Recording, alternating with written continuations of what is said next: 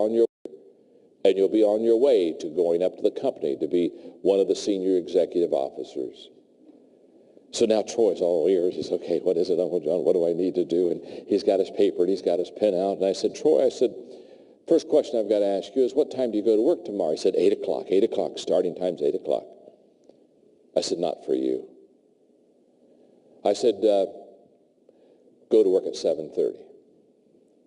Never say anything to anybody else about it. Just always go to work early and always be in your place. And when everybody comes in, wave to all of them, and never talk about what time you came in or anything else, but you just always, you just go to work early every day. I said, what time are you going to be done tomorrow? He said, well, 5 o'clock. 5 o'clock's the quitting time. I said, not for you. I said, every evening when they all leave, stay an extra 30 minutes. And again, if they're saying, come on, go with us to dinner, say, hey, look, let me tell you what to order for me. You ordered, I got a little bit more work to do. I'll meet you in about 30 minutes. I said, never talk about how late you work. Never talk about her. Never defer all that stuff off of you. But I said, every day you go 30 minutes early and you go stay 30 minutes late. And always answer your phone.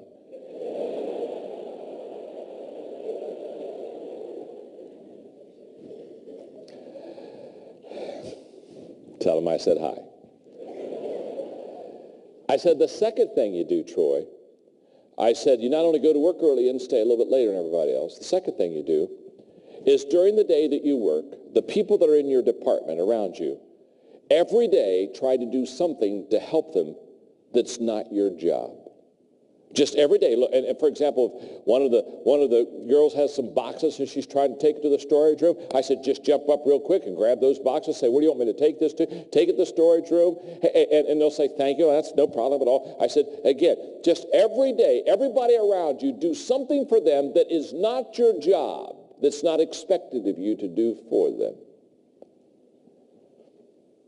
I said, thirdly, ask the owner of your company for a 10-minute appointment and tell him it's the only time you'll ask for his time. Go into his office and say, I'm new at the job. I want to thank you for letting me be part of your company, and I want to help you be successful. Here is my home phone number and my cell number. If on the weekends, if you need somebody to do something for you, and nobody's around the offices or anything, and you just need somebody to, maybe you need somebody to run an errand for you. Here's my cell number. Just call me. No matter what I'm doing, I'll stop and I'll come. And I'll do anything I can just to add value to you, because I am joining this company to make you a success. Now I said, Troy,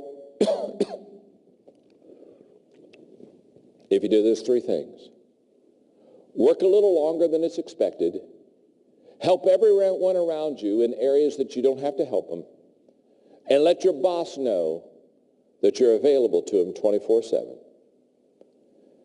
I said in 12 to 18 months, you'll be a vice president of this company. You'll make over 100,000. Life is not complicated. Do you realize you just have to do a little bit more than everybody else to get ahead? You need to walk the second mile. There's no traffic jam there.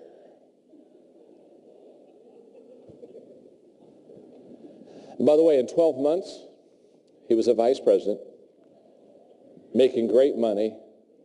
Today he has his own company, highly successful. Now, what was I saying to him? Add value to people. So how do you add value to people? Three things. Are you ready to write them down? If you want to add value to people, number one, value people. It's just that simple. If you want to add value to people, you have to value people.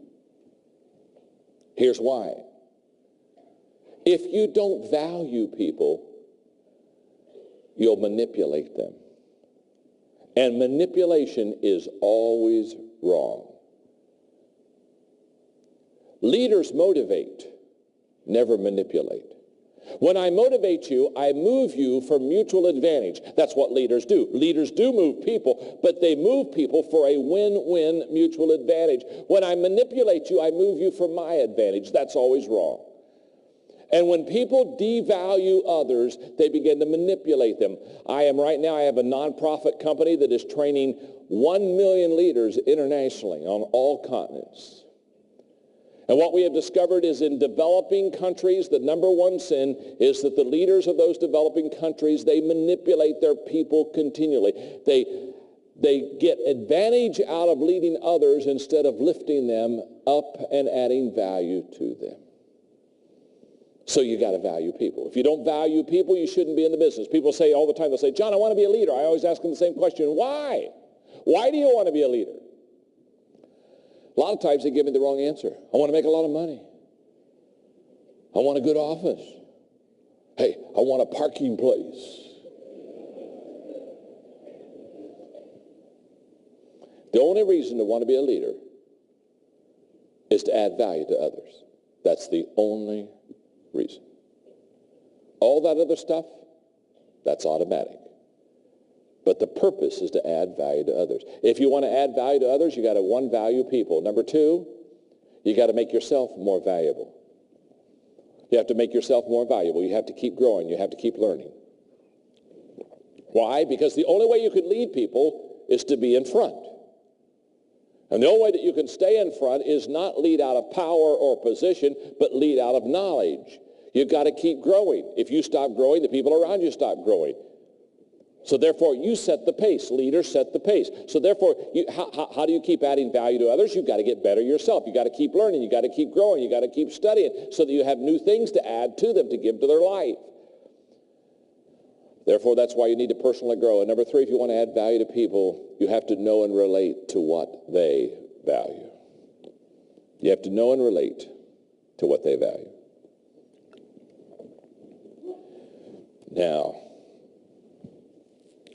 you have been an incredible audience. And in a moment, I need to let you go. But somewhere on your seat, you had this flyer that has all of my books. Okay? Well, they don't have all of them, but they have about all of them. And if you'll just take a moment, if you'll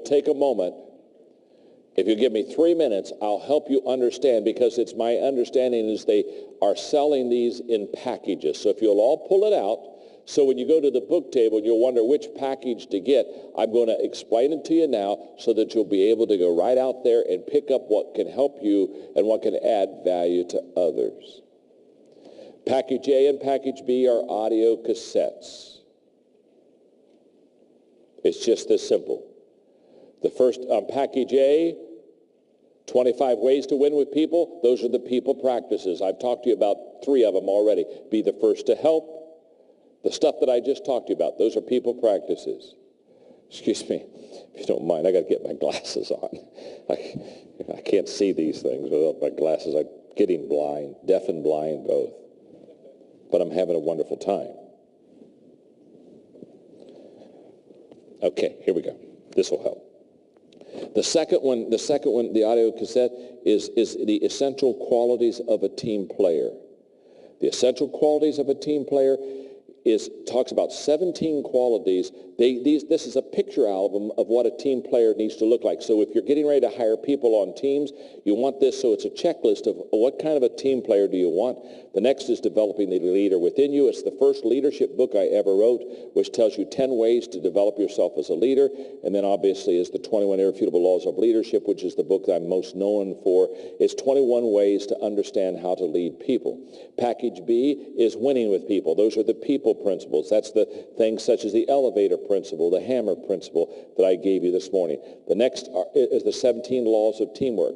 This is how to develop a team. 17 things you need to do to develop a team. Developing the leaders around you is how to develop people to become leaders around you. And then the last audio cassette is Failing Forward, which is a cassette on how to fail, how to teach people how to fail correctly.